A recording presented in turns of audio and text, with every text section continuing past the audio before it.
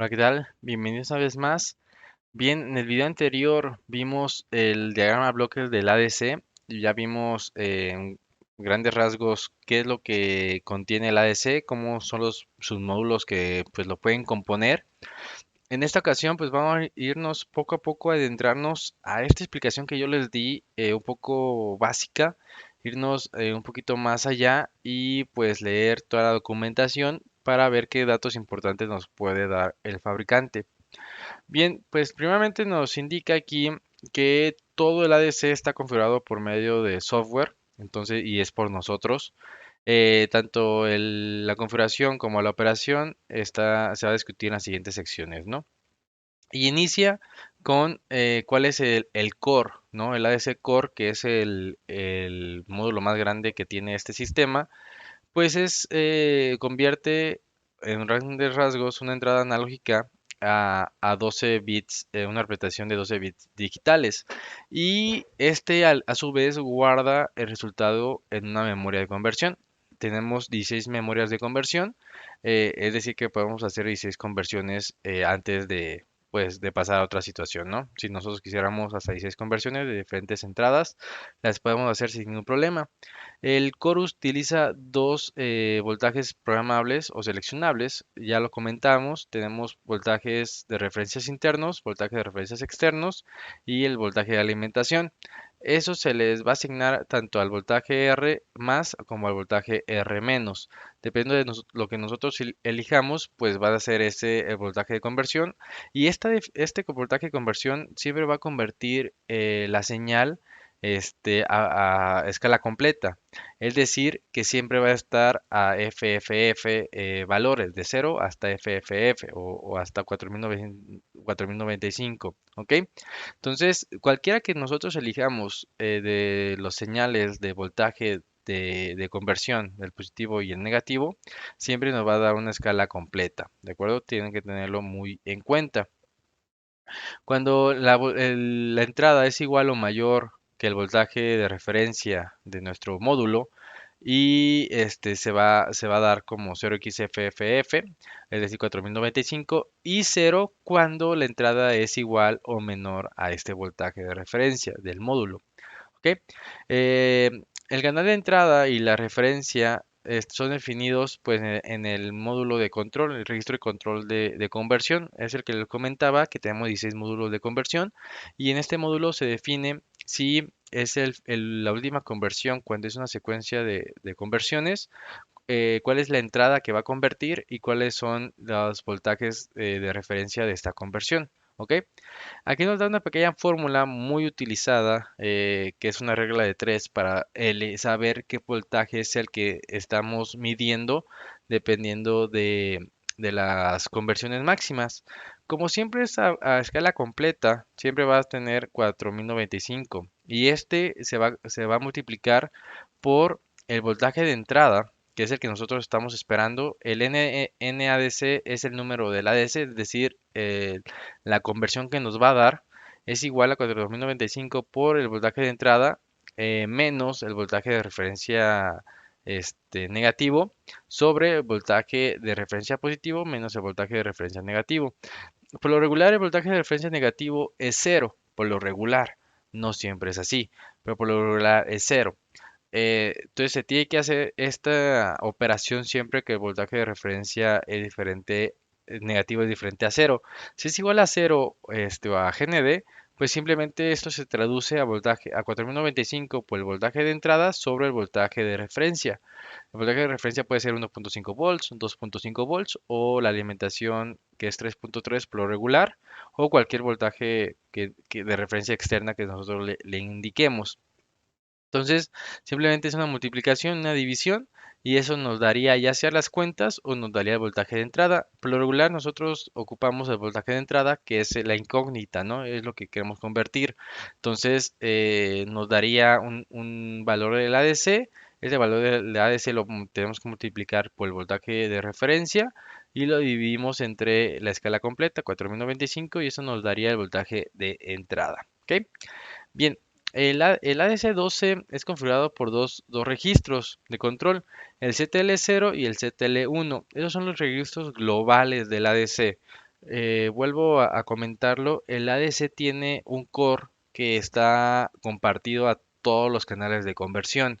Entonces, eh, está regido, pues los parámetros, digamos, globales se comparten entre todas las conversiones y solamente unos pequeños parámetros se puede configurar en cada conversión. Eso lo hace un poquito flexible, pero en este caso tenemos dos registros de control, CTL0 y CTL1, ¿ok? El core se habilita por medio de este bit que está en, ya no me acuerdo si en el CTL1 o en el CTL0, pero poniendo este bit en 1, el ADC12 on, se va a prender el ADC. Y el ADC puede ser apagado para guardar potencia o no utilizar tanta potencia. Es decir, si nosotros no utilizamos el ADC en un determinado tiempo o nunca lo utilizamos en el sistema, nosotros podemos apagarlo poniendo este bit en cero. ¿Ok? Con pocas excepciones, el AS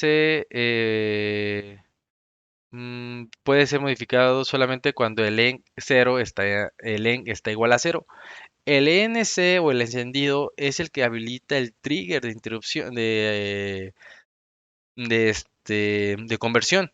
Se pone en cero o se tiene que configurar el ADC12 cuando este bit está en cero porque si yo estoy configurando el ADC y de repente entra un trigger de conversión, pues puede ocasionar problemas.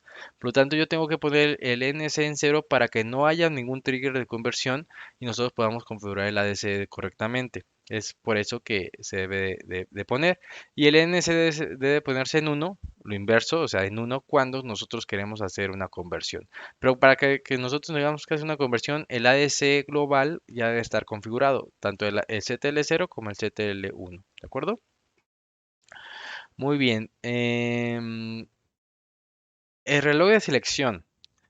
El AS12CLK es una señal que sale después del divisor de reloj y la selección de reloj. Este es usado tanto para la conversión como para generar el tiempo de muestreo. ¿Ok? Entonces, tanto para generar el tiempo en el cual se va a estar muestreando la señal como para convertir la señal que se muestreó, pues nosotros ocupamos este reloj, el AS12CLK. Y este AS12CLK a su vez se elige por medio del SSL. Recordemos que el SSL puede ser el oscilador interno del periférico del ADC, el ACLK, el SMSLK o el MSLK, ¿ok? Y también puede ser dividido de 1 a 8 por medio del ADC12 div, ¿de acuerdo? Entonces, en la hoja de datos nos indica en la sección del ADC que el ADC12CLK debe de tener en un promedio mínimo 0.45 MHz y máximo 6.3 MHz. Entonces, nosotros podemos configurarlo. Si nosotros estamos en este rango, nosotros podemos utilizar el ADC sin ningún problema. Por lo regular está en 5 MHz. Y aquí nos indica que el ADC12OSC, que es el oscilador interno, está por regular desde 3.7 hasta 6.3. Entonces, podemos directamente utilizar el ADC12 OSC para poder alimentar el ADC, si nosotros así lo requerimos, ¿no? Muy bien, entonces, y pues dice que, y pues por lo regular tiene que ser en un rango de 5 MHz, es lo que se recomienda. ¿Ok? Y el usuario debe asegurarse que lo que se elija de reloj, ya sea que sea el oscilador interno del ADC o algún oscilador del sistema, pues que esté activo siempre hasta el final de conversión. ¿Por qué lo indica? Porque recordemos que nosotros podemos apagar ya sea el ACLK, el SMSLK o el MSLK dependiendo de la situación en un dado momento sin ningún problema. Y si nosotros estamos haciendo una conversión y de repente, como no tiene nada que ver el CPU con este periférico y este periférico es asíncrono, por así decirlo, entre comillas, puede ser que en dado momento está haciendo una conversión y se apague el reloj del sistema que está alimentado, entonces ahí puede haber problemas. Por lo tanto, hay que asegurarnos de que si utilizamos ya sea el ACLK, el SMSLK o el MSLK, no la peguemos una vez que esté en funcionamiento el ADC. ¿Ok? Entonces, yo les recomiendo que utilicen el AS12 como fuente de reloj. Pero bueno, eso dependerá de cada proyecto y situación. Muy bien, las entradas y su multiplexor. Bien, como recordarán, el ADC tiene 16 entradas diferentes, 8 entradas externas y 8 entradas internas. Bien, las 8 entradas externas es desde el pin A0 hasta el pin A7 y son los primeros 8 valores. Y desde el valor y los siguientes 8 valores nosotros podemos obtener valores internos, por así decirlo, que sería el voltaje externo positivo, el voltaje externo negativo, el voltaje de alimentación entre dos y podemos obtener bueno, la temperatura o el valor de un sensor de temperatura interno. ¿Ok? Entonces dice que tiene 8 entradas externas y bueno, aquí lo dice como 4 entradas porque recordemos que las últimas 4 están conectadas al mismo, que sería el voltaje de alimentación entre dos. Y cada una de estas entradas se puede seleccionar para un canal de conversión. ¿Ok? Las entradas multiplexadas tienen un sistema de break before make para reducir el ruido de entre entradas. Es decir, cuando hay un multiplexor y se hace la conmutación, esto introduce ruido transitorio. Por lo tanto, utiliza este tipo de mecanismo. No lo conozco, no puedo decir qué tipo es esto. Supongo que es este tipo de cosas que están aquí, que son como unos switches interesantes que se manejan, pero esto se hace pues para evitar el ruido que puede provenir entre la multiplexión, nada más. Bueno, aquí dice que multiplexión es y también está acoplado por un T-switch, que es esto. Entonces no sé qué sea el break before make, quién sabe. Pero utiliza varios sistemas, si se fijan, utiliza varios sistemas interesantes para poder evitar el ruido entre el switcheo de entradas, que es algo muy común en este tipo de sistemas. ¿Ok? Los canales que no son seleccionados son aislados de los nodos conectados hacia GND, ¿ok?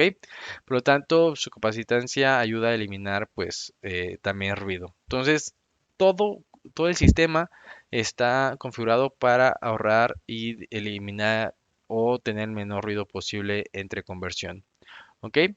Em, y aquí sé que la ADC usa la distribución de carga distribuida. Es el método que utilizan por lo regular los ADCs de tipo SAR. Es algo normal. Y cuando las entradas son literalmente switchadas, el switch o la acción de switcheo, acabo de decir la palabra, se me fue. Este, el transitorio de la entrada puede causar un transitorio en la entrada cuando se hace el switch, ¿ok? Y entre capacitancias es lo que les comento y utilizan todo lo que dije anteriormente pues para evitar este ruido que se utiliza, ¿ok? Bien. Y por último, para terminar este video, vamos a explicar un poquito cómo se debe de configurar. Ay, voy a ponerlo un poquito más pequeño. Ahora sí, aquí. ¿Cómo se debe configurar los puertos que están seleccionados como entradas analógicas? Y dice pues que todos están en el pin P6. Esto lo podemos ver en la hoja de datos. Digamos en la asignación de pines, en el de 169, que es este que nosotros tenemos. Y pues sí, vemos que en el P6 están todas las entradas analógicas, del P60 hasta el P67 están todas las entradas analógicas. Entonces, aquí dice pues que todos esos pines del PC6 está como entrada analógica y para evitar, como también se puede utilizar como una entrada digital o una salida digital, y para evitar ese ruido que puede meterse o esa corriente transitoria que puede ingresar o esa corriente parásita al momento que nosotros está configurado como entrada o como salida analógica digital, entonces se debe de poner el PCCell en uno, aunque no esté configurado como una señal alternativa digital, se debe poner en uno para evitar y cerrar o bloquear este pad digital, ¿ok? es algo que se debe de utilizar, aunque no es necesario, es decir, no es obligatorio poner el PSCL en uno, pero sí se recomienda pues para evitar estas corrientes parásitas que se drenan por medio de las compuertas CMOS, ¿ok? Y bueno, hasta aquí dejamos este video. En el siguiente video seguiremos con más teoría del ADC.